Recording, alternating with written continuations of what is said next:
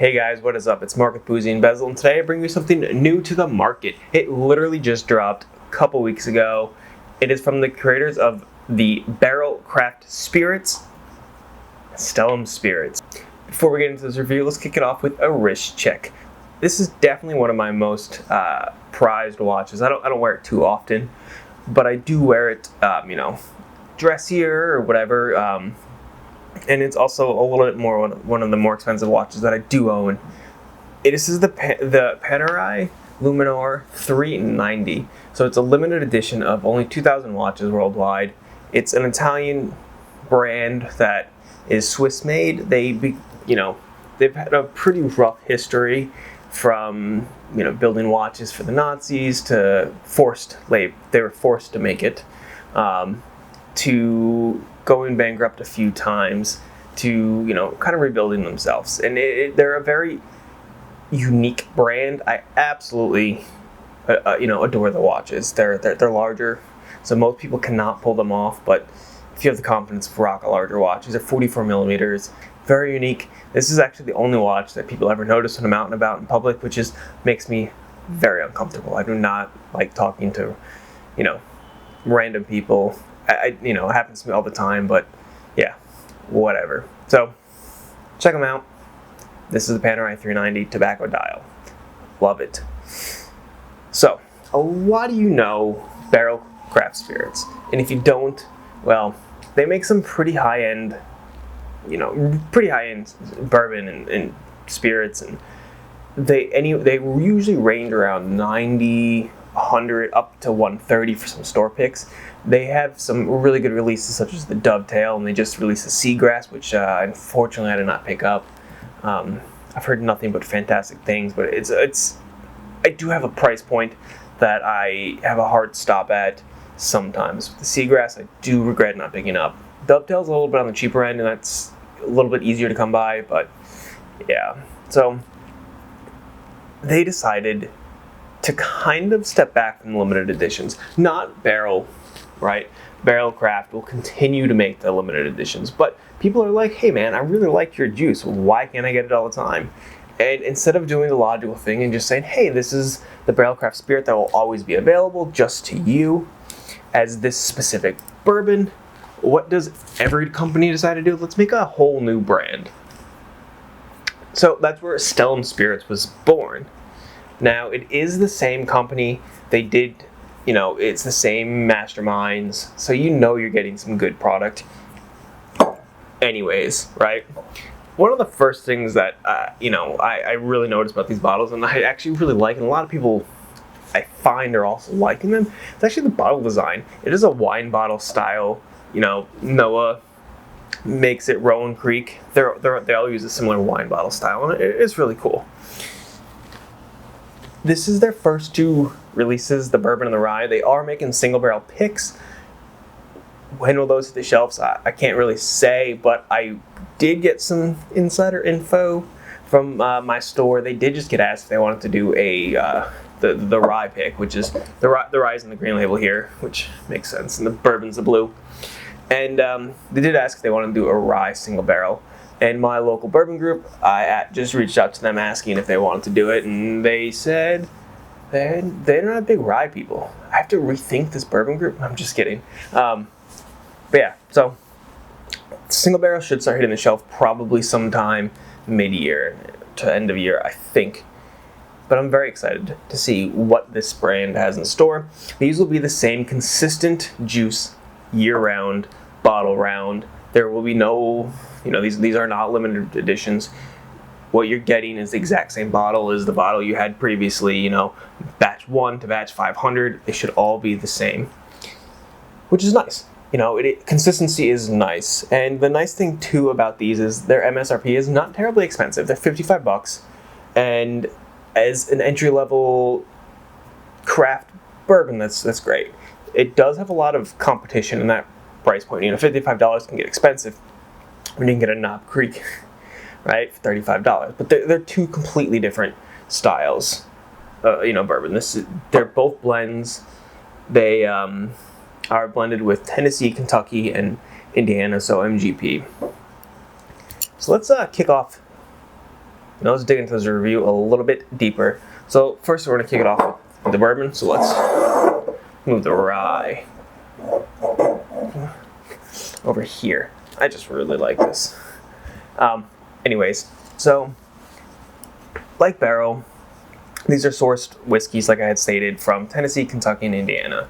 These are blended together to make cask strength juice. So the bourbon itself comes in at 114.98 proof, which is around 57%. They are non-age statement, however, but it is said that they estimate this to 5 to 6 years old. However, it does have juice from 4 to 16 years old, which is pretty intriguing, right? It's a very wide range. You know, and at $55 for that huge range. The two of the larger mash bills on the bourbon are high rye, being MGP. That makes sense. And you should also, being that this is, predominantly MGP juice, you should get the traditional MGP. And being that this is barrel, they should have access to some fantastic barrels from MGP, right? MGP, you can't go wrong with MGP. I love MGP. So, some interesting stuff though, on their website, how they describe their juice. They call this a modern bourbon with clean lines. The fuck is that? I didn't realize I was buying a MacBook sometimes, right? It's just an interesting way to describe a bourbon. Modern with clean lines. I did not, yeah. But while I was looking through their website, I did find something really, really cool. Trip Stimson is the, he's got the title that I would love to have. Chief Whiskey Scientist. Tell me that does not sound badass. Hi, I am Mark. I am Chief Whiskey Scientist. CWT. Wow. Apparently I don't know my alphabet. CWS. Man, that would be such a cool title. As a molecular scientist in emerging therapeutics, I want to change my name to that. Can I please pull Elon Musk and be the techno king? Can I be at my company? I should change it to Chief Whiskey Scientist. Everyone's just gonna think I'm drunk all the time doing my work. Investors, I am not. Whatever. So, badass title, Trip. I'm very jealous. Okay, so why don't we dig in here? For my modern and clean line bourbons, I need a very elegant glass.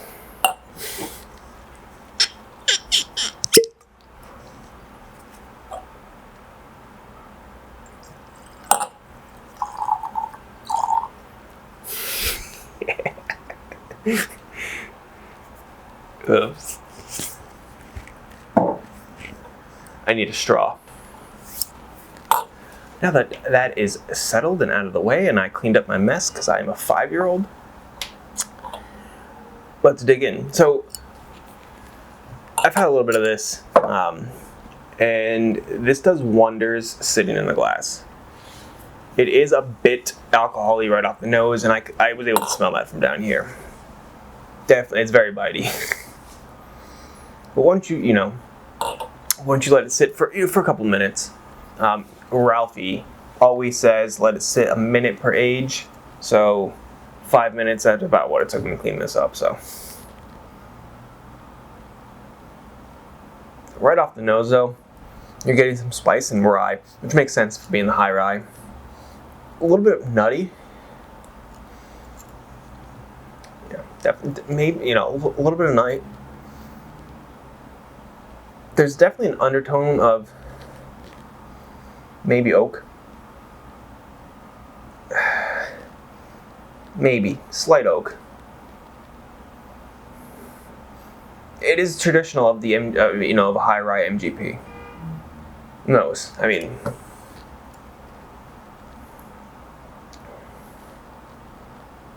yeah, definitely spice. Once the alcohol really dissipates, be careful. Especially the neck pour. The neck pour was very ethanol-y. I mean, very.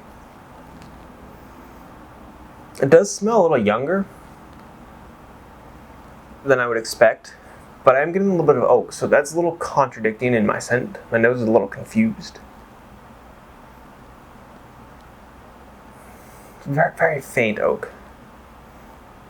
Alright, well, let's take a sip.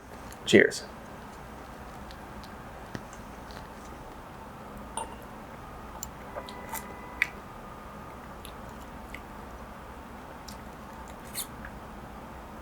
Definitely MGP. Very caramel and vanilla. Get some pepper in there from the spice. Yeah, you can definitely tell it's a high rye MGP. Good one. You can tell it. Maybe a little bit of slight citrus.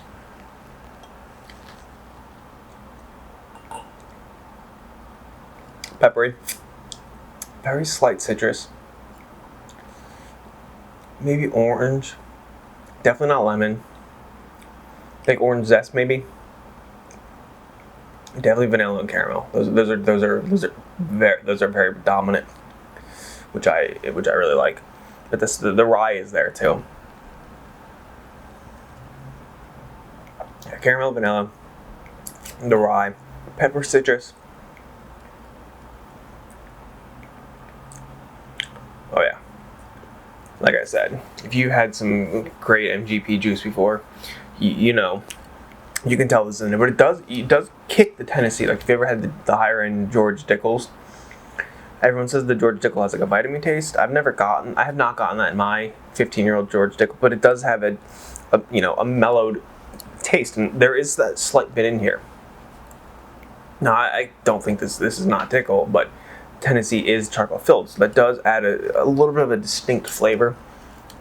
That's in here. One more.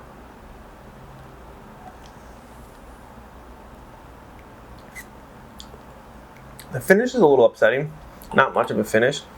You know, this is 57%er, so you would expect it to be here, right? A little warming. It's not. It stays in the mouth. It doesn't really fall. It doesn't really come down. But it's good. It's good.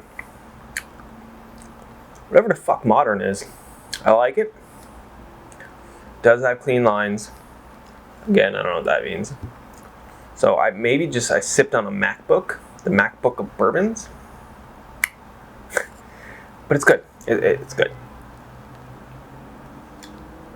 And at $55. Alright. Well,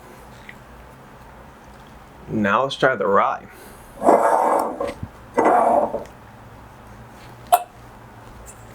Get my elegant glass for my modern bourbon. So again, this is a blend of, Indiana, Kentucky, and Tennessee whiskeys. The rye is predominantly a 95.5 rye from MGP. It's again cask strength. Now this is 116.24, so it is a bump up.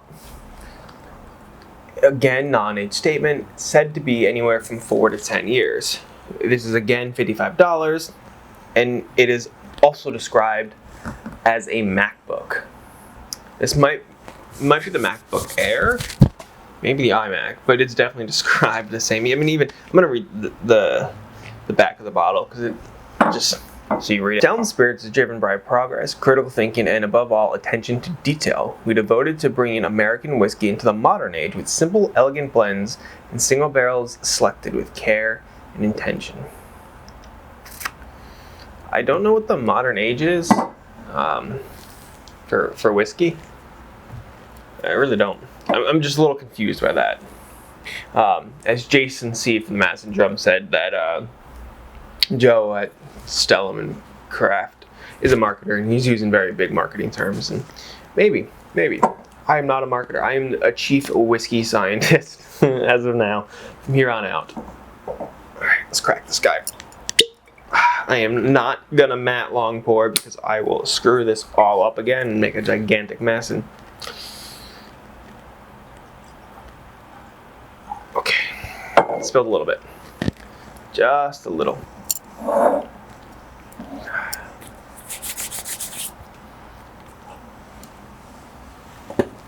This is not as boozy on the nose, which is definitely not as boozy. However, very rye, very caramel and vanilla, very MGP. Very 95 rye. 95.5.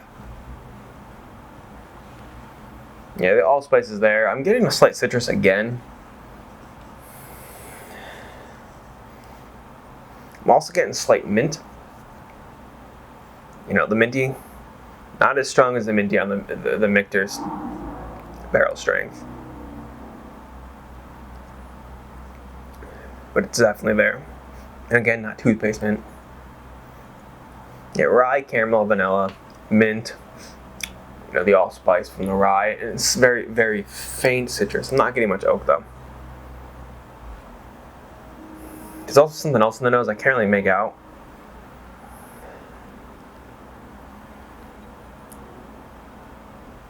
Yeah. Alright, well, let's dig in. Cheers.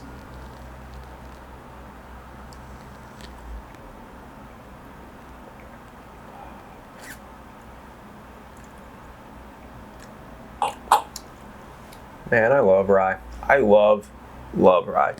I love 95.5 rye too. I just love all rye. I'm a rye guy. Wow. This is very rye. Rye.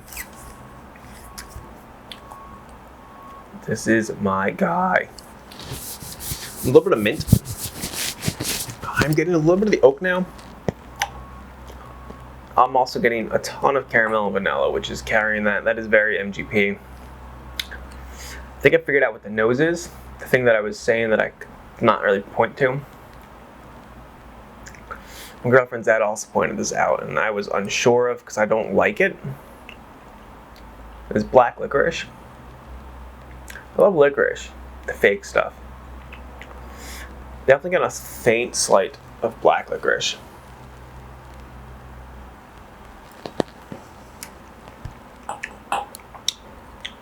So rye, so mint. A little bit of oak, vanilla and caramel. Vanilla, caramel, rye, and mint are the definitely predominant flavors on the palate. A wee bit of black licorice. Very upsetting. I was able to figure that out. I was hoping I never would. My girlfriend's dad said that. I'm like, nah, you crazy. And then Jason said it. I'm like, nah, you crazy. And then a couple other people said it. I'm like, nah, you're all crazy. Everyone's crazy around you. Maybe you're the crazy one. Well, I found it. Whatever. I'm going for another sip.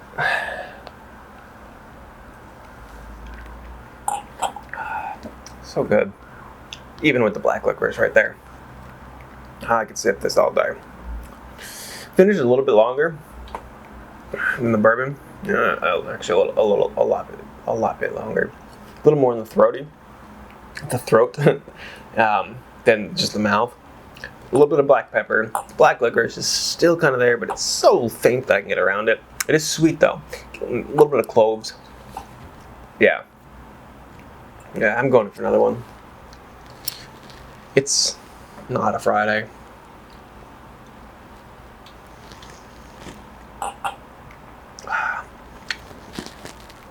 All right, this is a verdict time. At $55, would you get it? So, I also heard that they could potentially be lowering their prices. I don't know, or they could have introductory prices. But at $55, we're rolling with that right now, right? So $55, would I get these?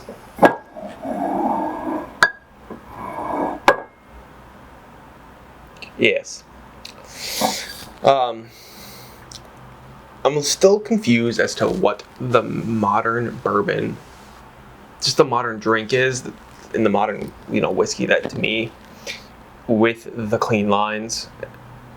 I mean, I guess maybe the label. And also Stellum means star in line, so which makes sense as to why the label looks like it is like spacey on the website too.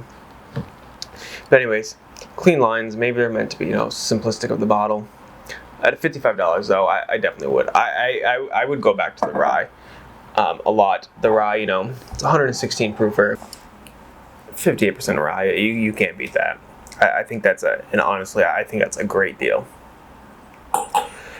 I will probably pick this up as I'm a huge High West guy, and this might stay in my collection as well, with my High West as like my daily sippers. I'm all, double rye is one of my favorite. Double rye and rendezvous rye are my favorite sippers when it comes to rye. This fits in. I think this fits in. Now the bourbon was good, right? I liked it a lot. I did not taste the olderness to it, which is, if you're going to say there's 16-year-old juice in there, I would hope there would be a little bit more oakiness to it, or just the age to it.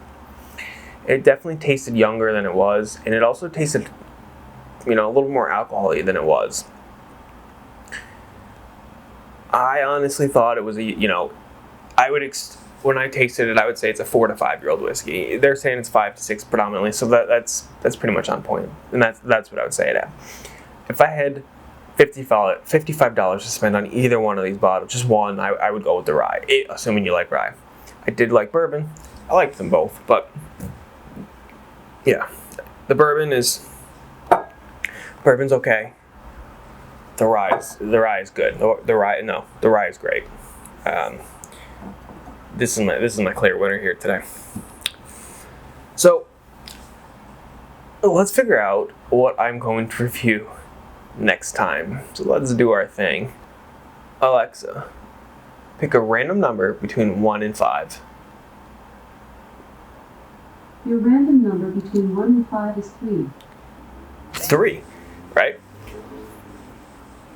That is a rye. So that'll be quite interesting, right? I think I know what I'm going to do.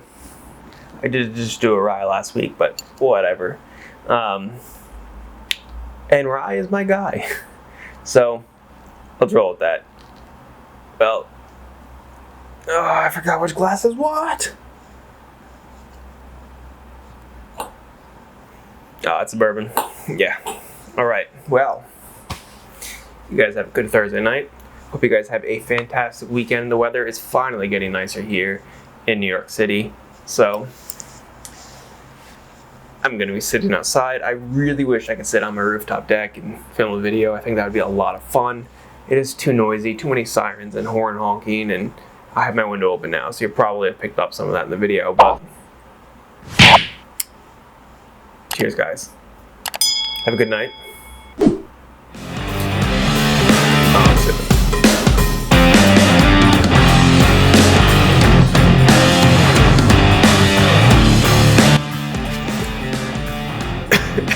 And how fitting.